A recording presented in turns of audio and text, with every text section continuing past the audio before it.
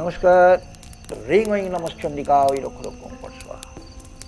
আজ আমি আত্মাকে নিয়ে একটু বলবো, কেন আত্মাকে নিয়ে বলতে গেলে অনেক ভার্স ব্যাপার, অনেক বড় ব্যাপার। তাই আত্মাকে নিয়ে আপনাদের সামনে আমি একটু ছোট করে একটু কিছু বলতে চাই।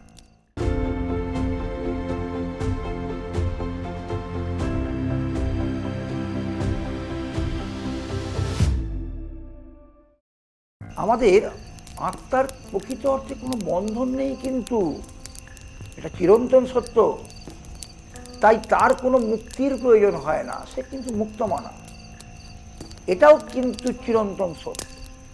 এই আত্মা হলেন পরমা প্রকৃতি, তাই তিনি সর্বদাই বন্ধনমুক্ত। তিনি অনায়াসে এখান থেকে ওখানে যাতায়াত করতে পারে।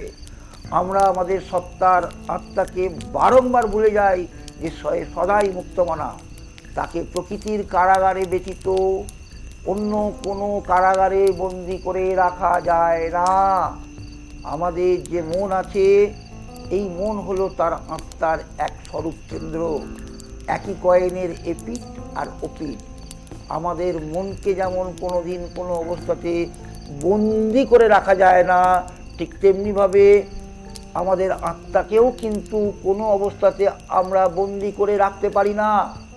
মন যখন যেদিকে যে অবস্থায় যেতে চায় স্বাচ্ছন্দ্যে চলে যেতে পারে, আত্মাকেও কিন্তু সেইভাবেই চলে যাওয়ার জন্য ব্যবস্থা করতে হতে পারে। কারণ আত্মা হলো পরমা প্রকৃতি, তাকে বন্ধন করে রাখার কোনো জাস্টিফিকেশন কারণ নেই। আমাদের মনন আর চিন্তন নিয়ে আমরা কিন্তু আমাদের চলমান গতি, মনন শক্তি এবং চিন্তন শক্তিকে কমপ্লিটলি একই জায়গায় তাকে বদ্ধপরিকর করে, এবং তৃতীয় মন যে আমাদের আত্মার সঙ্গে কন্ট্যাক্ট হয়, সে কিন্তু আমার লোকের বাইরে থাকে। যতক্ষণ না আমার অ্যাবসেন্স অফ মাইন্ড, আমার মন যতক্ষণ না অ্যাবসেন্স হচ্ছে, ততক্ষণ তৃতীয় মন এসে আমার সঙ্গে যোগাযোগ করতে পারে না। আত্মা, সেই আত্মাকে যদি কোনো কারণে আমরা কনসেন্ট্রেট করতে পারি, আমরা অনেক তার কাছ থেকে অনেক কিছু পেতে পারি। আমরা মাঝে মাঝে বলি না আমাদের যে ইহজন্ম পরজন্ম। আমার কাছে ইহজন্ম পরজন্ম বলে কিছুই নেই, যা আছে সব ইহজন্মে। কারণ আমি এসেছি, যতক্ষণ আমি থাকব, আমার যতক্ষণ এখানে কর্ম করার অধিকার থাকবে, ততক্ষণ আমি এখানে কর্ম করতে এসেছি। কর্ম ব্যতীত আমার আর এখানে 1 মিনিট থাকার কোনো অধিকার নেই। সেই অধিকার নিয়েই আমাকে, সেই অগ্রাধিকার দিয়েই আমাকে কিন্তু এখানে পাঠানো হয়েছে। এটা মাথায় রাখবেন। কারণ আপনি কন্ট্রোল হচ্ছেন কার মাধ্যমে, কার ইয়েতে? আপনার তৃতীয় মন যেটা আছে, সেটা আপনার থার্ড মাইন্ডে থাকে, সেটার সঙ্গে অনবরত সে কিন্তু যোগাযোগ চলছে। তার কার চলছে?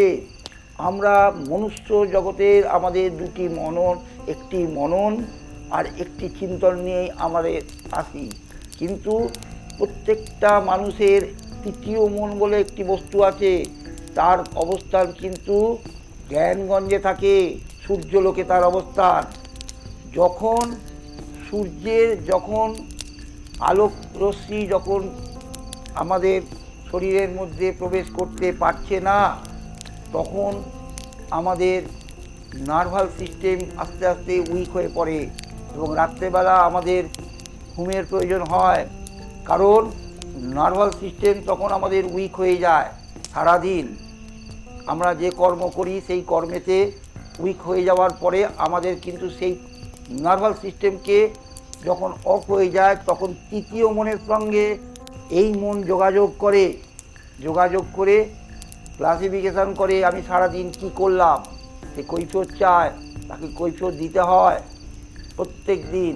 জেনে রাখবেন, অনেক বড় ব্যাপার। এই নিয়ে আলোচনা করতে গেলে 24 ঘন্টা 365 দিন কেটে যাবে, তাতেও কিন্তু শেষ করতে পারবো না। তো অতএব যেটুকুন বললাম এর মধ্যেই বোঝার চেষ্টা করুন। বাকিটা পরবর্তীকালে আমি আবার একটা বড় এপিসোড নিয়ে আসতে চলেছি। আত্মা পরমাত্মার মিলন। সবাই ভালো থাকুন, সুস্থ থাকুন। এইসব